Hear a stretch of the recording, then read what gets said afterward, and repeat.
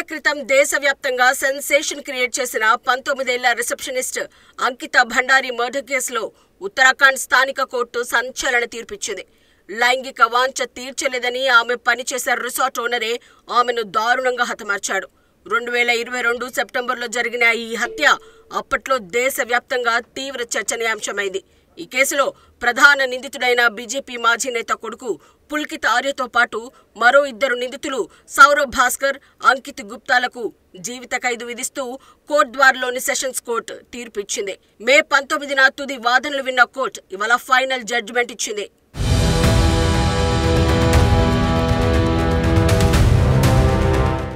ఉత్తరాఖండ్లోని పౌరి జిల్లాలోని ఒక పేద కుటుంబానికి చెందిన అమ్మాయి అంకిత భండారి. చూడటానికి అందంగా ఉండేది, చదువు కూడా బాగానే చదివేది. అంకిత తండ్రి ఒక గార్డుగా పనిచేసేవాడు. అయితే కోవిడ్ కారణంగా ఎదురైన ఆర్థిక సమస్యలతో హోటల్ మేనేజ్మెంట్ కోర్సును అంకిత మధ్యలోనే ఆపేసింది. ఇంట్లో కూడా చాలా కష్టంగా ఉండేది. ఈ క్రమంలో పుష్ప అనే ఫ్రెండ్ అంకితకు సహాయం చేశాడు. పుష్ప ద్వారా రిషికేశ్లోని వాంతారా రిసార్ట్లో అంకిత రిసెప్షనిస్ట్ గా జాబ్ లో జాయిన్ అయింది. అక్కడి వరకు అంతా బాగానే ఉన్నా 2022 సెప్టెంబర్ 18వ తేదీ నుంచి అంకిత ఉన్నట్టుండి కనిపించకుండా పోయింది.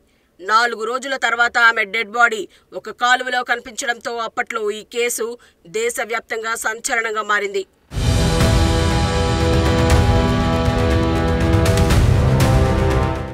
అంకిత స్నేహితుడు పుష్ప వల్లే ఈ ఘోరమంతా బయటపడింది.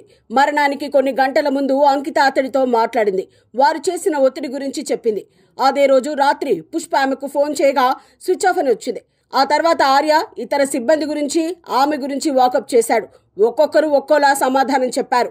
ఇక తెల్లవారి నుంచి ఆర్య ఫోన్ కూడా స్విచ్ ఆఫ్ అయింది. దాంతో పుష్పలో అనుమానం మొదలైంది. ఆ వెంటనే పుష్ప అంకిత కుటుంబ సభ్యులు పోలీసులను ఆశ్రయించారు. విచిత్రం ఏంటంటే అంకితను చంపిన వాడే మిస్సింగ్ కంప్లైంట్ ఇచ్చాడు. ఇక ఆమె ఆచూకీ గుర్తించాల్సిన పోలీసులు మొదట్లో అలసత్వం ప్రదర్శించారు. ఆ రిసార్ట్ ఉన్న ప్రాంతం రెవెన్యూ పోలీస్ ఆఫీసర్ పరిధిలో ఉంటుంది. వారికి సాధారణ పోలీసుల్లా కాకుండా అధికారాలు, దర్యాప్తు సామర్థ్యాలు చాలా పరిమితంగా ఉంటాయి. దాంతో ఆమెను గుర్తించడం ఆలస్యమైంది. మృతురాలి కుటుంబం, స్నేహితుల నుంచి ఒత్తిడి రావడంతో 3 రోజుల తర్వాత కేసును సాధారణ పోలీసులకు అప్పచెప్పారు. ఇక 4 రోజులకు కెనాల్లో ఆమె మృతదేహాన్ని గుర్తించారు. కాలువలో కొట్టుకుపోవడం వల్లే అంకిత మృతి చెందిందని, లైంగిక దాడి జరగలేదని, కానీ శారీరకంగా టార్చర్ చేశారని పోస్ట్ మార్టం నివేదికలో వెల్లడైంది.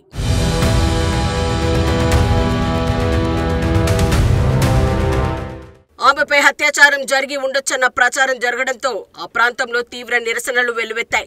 దీనిపై జనాగ్రహం వ్యక్తమైంది. జస్టిస్ ఫర్ అంకిత పేరుతో యువత రోడ్డెక్కింది. ఇటు సోషల్ మీడియాలోనూ జస్టిస్ ఫర్ అంకిత అంటూ ఉద్యమం నడిచింది. అంకిత రిసెప్షనిస్ట్ గా పనిచేసిన వాంతారా రిసార్ట్ ఓనర్ పుల్కిత్ ఆర్యపై అనుమానాలు పెరిగాయి. పుల్కిత్ ఆర్య తండ్రి వినోద్ మాజీ బీజేపీ నేత కావడంతో కేసు నుంచి అతన్ని తప్పించే ప్రయత్నం జరుగుతోందంటూ ఆరోపణలు వచ్చాయి. రాజకీయ విమర్శల నేపథ్యంలో వినోద్ను బీజేపీ పార్టీ నుంచి బహిష్కరించింది. కేసు విచారణకు ప్రత్యేక దర్యాప్తు బృందాన్ని ఏర్పాటు చేశారు. పోలీసుల ప్రాథమిక విచారణలో ఆమె హత్యకు గురైనట్లు తేలింది.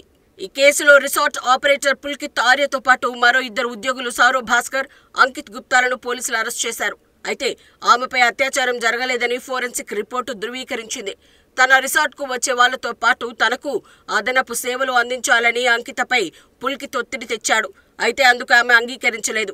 ఈ క్రమంలోనే 2022 సెప్టెంబర్ 18న ఇదే అంశంపై పుల్కిత్ అంకితతో వాగ్వాదానికి దిగాడు. ఆ తర్వాత జరిగిన పెనుగులాటలో అతను, అతని సహోద్యోగులు కలిసి అంకితను కాలువలోకి నెట్టేశారని పోలీసుల విచారణలో తేలింది. దీంతో వేధింపులు, హత్య, సాక్ష్యాలను ధ్వంసం చేయడం, ఇమ్మోరల్ ట్రాఫికింగ్ సహా పలు సెక్షన్ల కింద వీరిపై పోలీసులు కేసు నమోదు చేశారు. అంకిత కేసు 2023 జనవరి 30న తొలిసారి కోట్ద్వార్ కోర్టులో విచారణకు వచ్చింది. మొత్తం 97 మందిలో 47 మంది సాక్షులను సిట్ విచారించింది. 500 పేజీల ఛార్జ్షీట్ను కోర్టుకు సమర్పించింది.